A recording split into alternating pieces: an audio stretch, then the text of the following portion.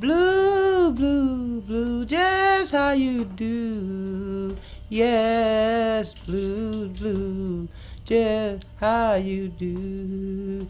Well, I'm worried now, won't be worried long.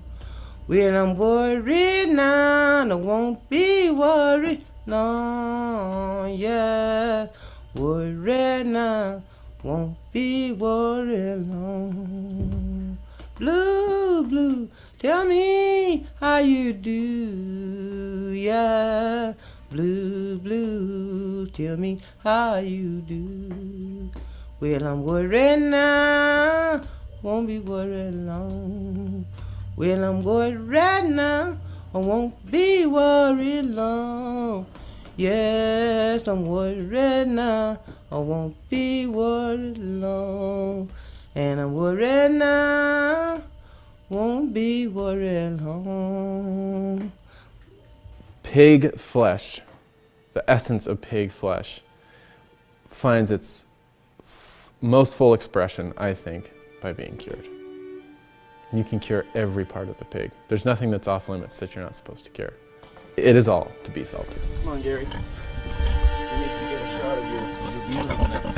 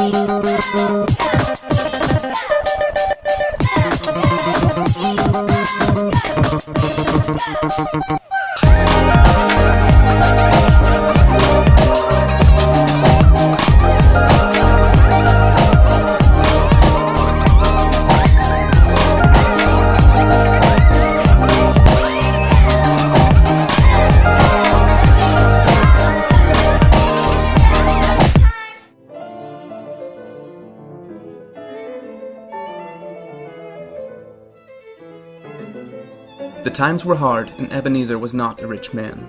He and his family provided their means from a small piece of land, and while his skills were many, he was most well renowned for his aptitude in curing pork. On harvest day, after the highly perishable and instantaneously delectable parts of the pig had been prepared, Ebenezer would remove the bones from the entire pig so that all of the pork could be salted and cured. Fresh pork was a rare meal in Ebenezer's home, for there was a great responsibility in times of abundance to prepare for that of scarcity. Beyond the necessary economics of preservation, though, is a simple mystery of the universe. In the course of desiccation and fermentation, there is an alchemy, a marriage of utility and beauty, of form and function, by which fresh pork is transformed into culinary royalty. Preserved pork tastes incredibly well. And though the process requires significant labor and even more time, Ebenezer's methods were very simple. He applied salt to the pork flesh, waited, and then removed the salt from the pork flesh, and waited some more. Furthermore, he did so with confidence, and his cures were always stable and delicious. His knowledge was not that of empirical facts, figures, and measurements. He knew that salt was responsible for curing, but not that this process was governed by the phenomena of osmosis, diffusion, and semi-permeable membranes. Ebenezer was blissfully unaware of the existence of microorganisms, which are solely responsible for the curing process. He had no understanding of their omnipresence, nor the difference between beneficial and spoilage bacteria, or that they are both always present. He knew very well that placing meat under a barrier of fat was a good thing, but didn't have the theoretical vocabulary to describe the effects of anaerobic environments on aerobic bacteria.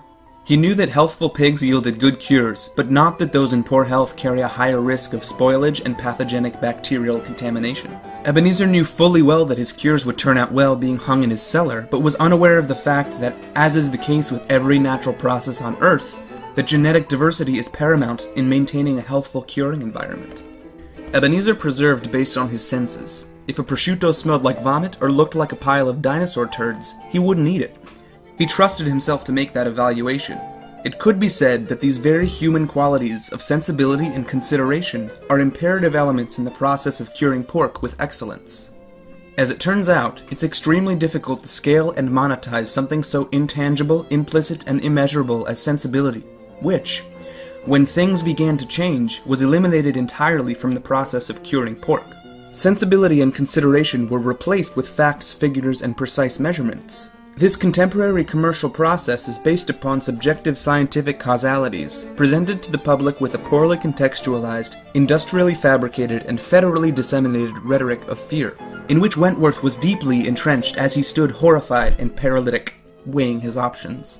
Despite the fact that his bacon was manufactured in a sanitized facility that injected its bacon with sanitizing chemicals and was stored in a vacuum-sealed package, and his floors were just bleached and cleaned, and that he would cook the bacon to 220 degrees just to be safe, Wentworth's concern was prodigious. Corey knocked again. After several minutes, she asked Wentworth through the door if he would let her in because she knew he was there because she could hear him breathing heavily. Wentworth was trapped. He had to choose. On one side, fatty package of porcine death. On the other, not seeing Corey. In the most courageous maneuver for which he had ever mustered the gumption, Wentworth picked up the bacon off the floor and let Corey in. They made bacon sandwiches and sat on the couch afterwards, watching some of Wentworth's favorite television commercials. They spoke infrequently, but enjoyed each other's company. On her way out at 8:45 p.m., she touched Wentworth on the forearm and said that she had a nice time. Then Wentworth said that he had a nice time too, and he smiled, and then Corey smiled back. Well, Wentworth was so positively delighted that he missed his bedtime by 3 minutes. He turned on his air conditioner, dehumidifier, and antiseptic air freshener. He put on his prescription eye mask and said goodnight to Jumbly. As he closed his eyes, he swam in the euphoria of his evening with Corey. He thought about how proud he was that he had picked up the bacon off the floor. But then he started to think about picking the bacon up off the floor, and then his heart began to beat a little faster, and then he started to feel a little bit funny. His tummy became rumbly, and his head began to ache, and his ears clogged up. His toes tingled, and he felt the sniffles coming on. His concern mounted, and his heart raced fast, and his mind raced faster. He began wildly postulating. Giardia, positively. No, cholera, or pneumonia, or trichinosis. Could it be cancer? Good grief, it could be anything. Rabies, or plague, or angina, or botulism, or AIDS? Maybe he was pregnant. Was that possible, he wondered? Whatever the affliction, Wentworth was just so upset with himself, he was absolutely certain he would perish before the sun rose. And he did. Jumbly was very sad, but nonetheless carried on.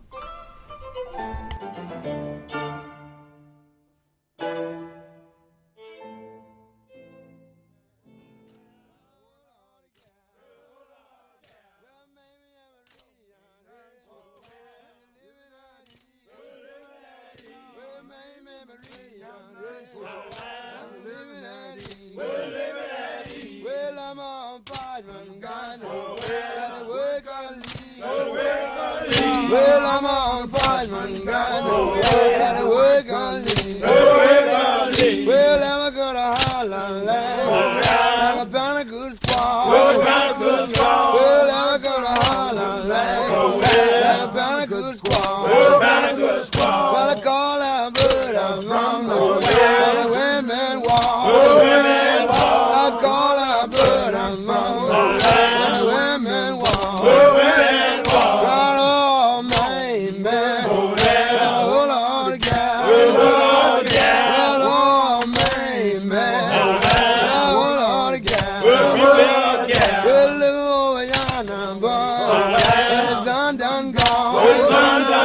Well, look over yonder, boy, the sun done gone. Well, way over yonder, west done gone. Well, way over yonder, west done gone.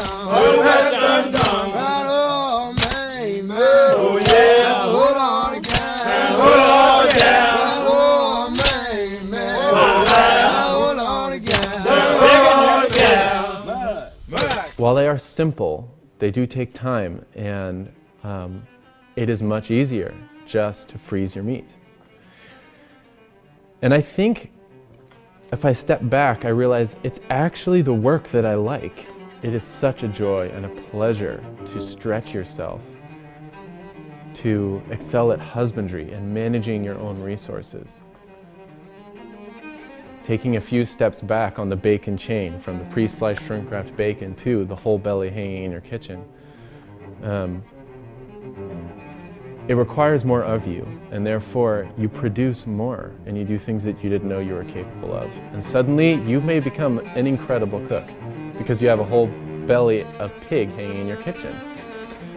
So you're forced to explore more options, and you have limitations imposed upon you that engender creativity. The more your hands are involved in the creation of your cured meat, of the flesh that you eat, of the provender that makes it to your table, the more it's an expression of who you are and who your family is. And for that reason, it makes sharing your table and sharing your food all that more rich. It's a much more full expression of community and hospitality.